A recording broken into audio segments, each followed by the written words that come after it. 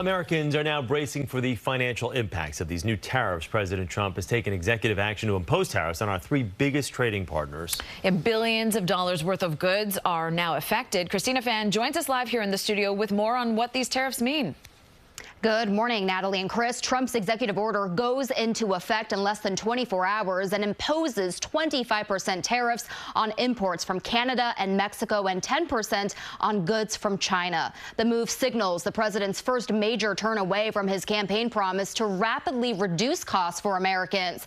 The tariffs will impact a variety of goods, including plastics, textiles, and computer chips from China, and liquor and auto parts from Mexico. While goods like lumber from Canada will be taxed at 25%. Energy resources such as oil and gas will only be hit with 10%. The White House says the executive order is aimed at curbing the flow of undocumented immigrants and illicit drugs into the U.S. and to spur a resurgence in domestic manufacturing.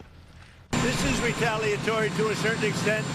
Millions of people flowed into our country through Mexico and Canada, and we're not going to allow that. Our border is already safe and secure, but there's always more work to do. Less than 1% of fentanyl, less than 1% of illegal crossings into the United States come from Canada. In a social media post Sunday, Trump acknowledged some pain could come with a new wave of tariffs, but insisted his vision for the country will all be worth the price that must be paid. He also wrote, "Make your product in the USA, and there are no tariffs."